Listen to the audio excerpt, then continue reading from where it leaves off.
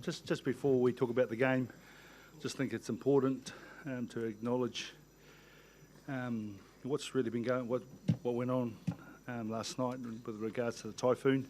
Obviously, a lot of publicity around the rugby side of things. But when we woke up this morning, 19 people were killed in the typhoon. There was a further 12 people missing or still missing. And we talked about that as a team. Sometimes those sorts of things can be overwhelming, but I think that came out in the match today, particularly in times when it was really, really tough. So whilst we're celebrating about our victory, there are a lot of people that are really suffering, and that really helped our players today. I thought the Scottish team were unbelievable in all parts of the game. They took it to us right from the start. They scored physically. In some parts of the game, they outplayed us and outmatched us. But it's the tenacity, I guess, of our team at crucial parts of the test that paid dividends for us. And then we were just able to hang on to the very end. And I think a lot of that is to do with what's going on inside our own camp and the fact that we're playing a home World Cup. We all feel and see the amount of support that is behind our team, and that's incredibly motivational. Thank you. Okay, first question in the front. スポーツライターの斉藤ですが、ジョセフヘッドコーチにお願いします。素晴らしいアタッキングラグビーでしたが、試合のゲームプランはどういうものだったのかということと、それがどのように勝因に結びついたか教えてください。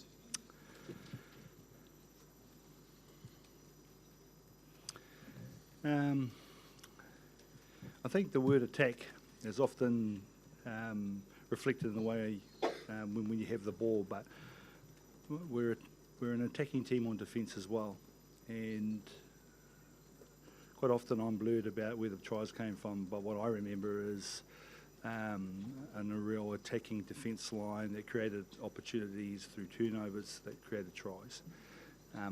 So there's two sides to that. Our game plan really was to keep the ball as much as we possibly could, to control the speed of the game, to attack certain areas of and certain players, to try and get them behind, because when we felt that we did that, then we could put them under pressure.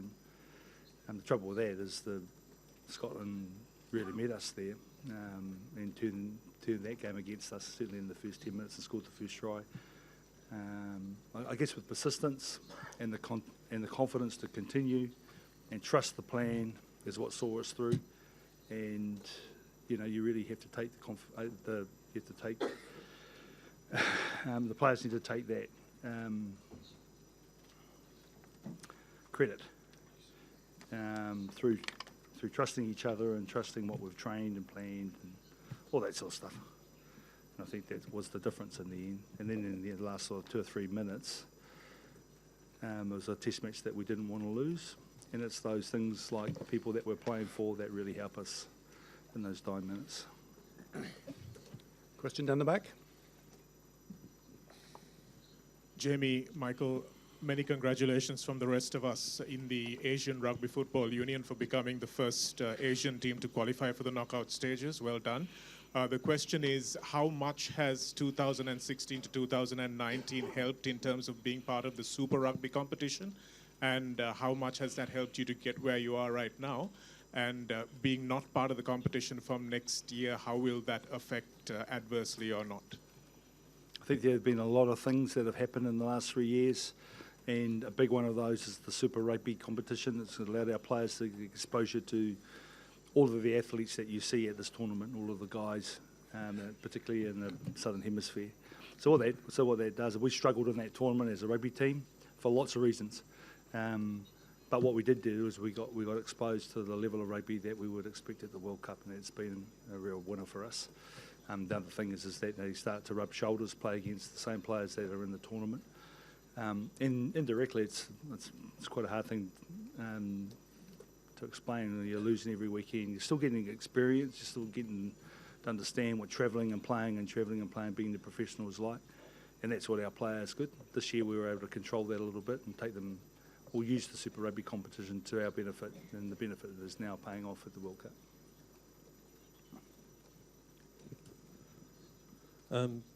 As to him or AFP, Michael, when Scotland were coming back at you at the end, you got the team into a huddle behind the posts. I was wondering what you said to the players, or what was being said by the leaders of the team then.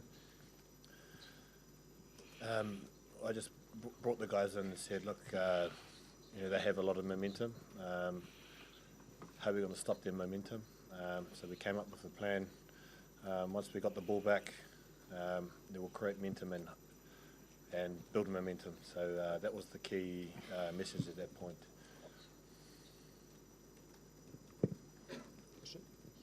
A question to Jamie and Michael. What does it mean to you guys to have qualified for the quarterfinals, and what do you think the limits are on this team? How far do you think you can go?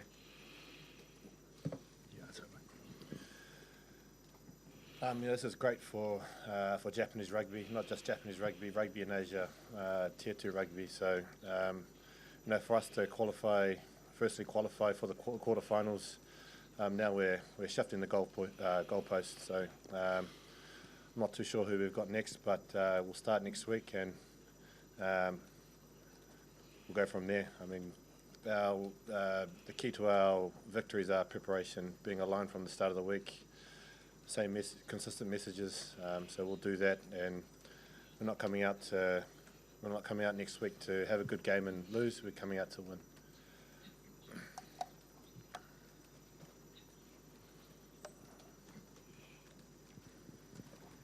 集英社松瀬です。マイケル選手お願いします。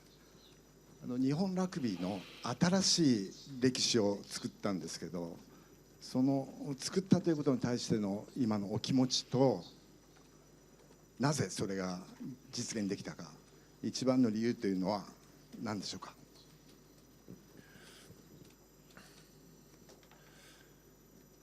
一番の理由は、信じること、ベリーフが、一番のきっかけだと思います。2011年から振り返ってみると、自分たちが対戦する相手がだんだん、レベル上がってきて、手をワンとやる回数も増えてきて、スーパーラグビーの影響がすごく大きくて、そして、コーチがどんどん良くなってきています。今回の、ジェイミーの下でやってきて、もう本当に、日本ラグビー帰ってきたおかげはやっぱりジェイミーの指導、ジェイミーの、指導とコーチ陣、だと思います。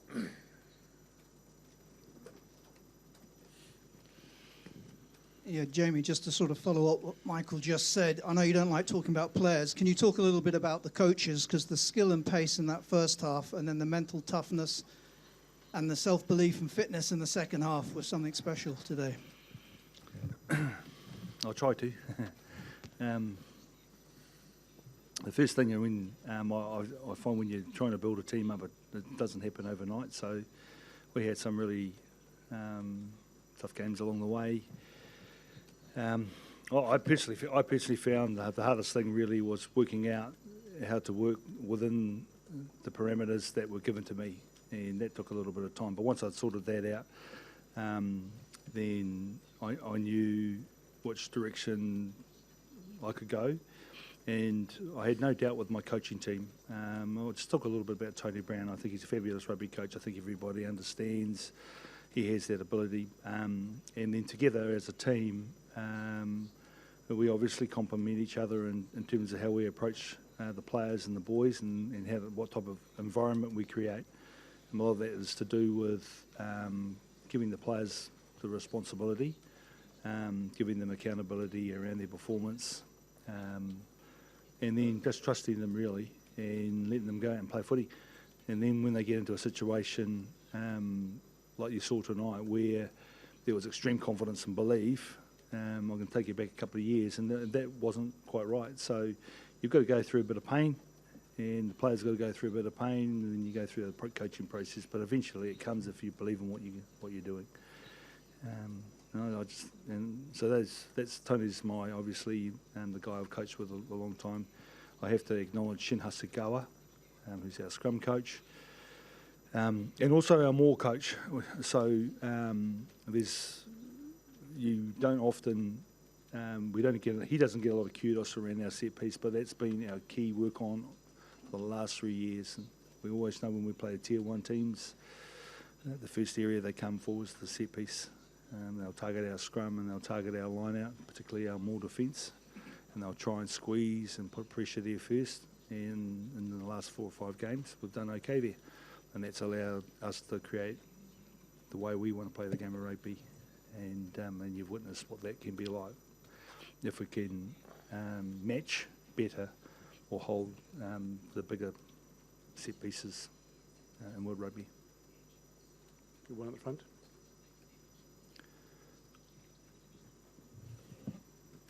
One question. Michael, on your right, Jamie talked about the emotion of the typhoon and how that sort of dripped into your game. Can you just offer a player's perspective on that and how you delivered that in your messages to the team? Before the match started in the team hotel, and Jamie touched on it, and the players already knew from conversations this morning. This game was more than just us. There was a lot of people out there that are suffering from the typhoon. So, first of all, for this game to happen, and there was a lot of people that did a lot of hard work. Your guys up last night, out with sponges, sweeping the ground. So, this is just another opportunity. We're grateful for the opportunity to inspire Japan, and at this time Japan needs that, and I think we showed that for 80 minutes tonight.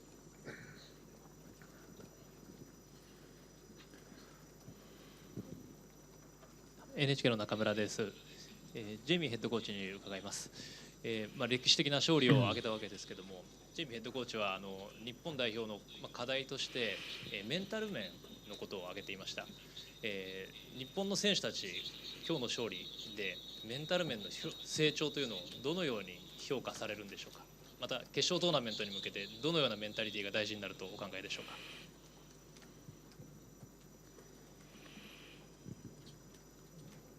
Yes, I do think the Japanese mentality in this team has changed. My definition of a mentality is what's natural and what we do every day, whether we're playing rugby or we're just waking up and being a good guy. And it's just the way we think and the way we are, and I felt that we've had to change that so that they can get the best out of their rugby. Players understand that if you're going to be a good rugby player, then it sort of lives with you and it has to be with you all the time. And that took a bit to change. But I think, I don't think our boys understand that now and now exercise that every day. So in our team environment, all I'm doing really as the coach now is just reminding, and then it's Michael's job, along with his teammates, to ensure that that mentality is right. It's going to have to go another level tomorrow, because next week we play South Africa. Okay, well, final question down there at the back.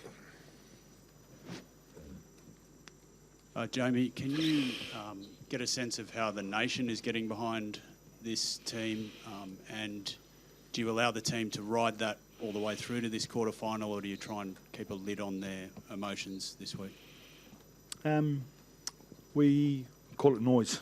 Well, I call it noise, which is basically everything from, walking into a hotel and having hundreds to thousands of people clapping you, walking through Tokyo Station and having 50 people, parting their ways like you're royalty. And it's a little bit different, especially for me, from a small town in New Zealand. And I think it's different for us as a rugby team. And so we call all of that noise, and if we're honest with what we need to do earlier in the week, we need to limit that as much as possible. So We discussed that with Michael and our leaders, and we talk about how that is not going to help us early in the week when we're preparing. But then we embrace it at the end of the week because it's hugely motivational when we understand that we're representing a nation. So that's how we're dealing with it.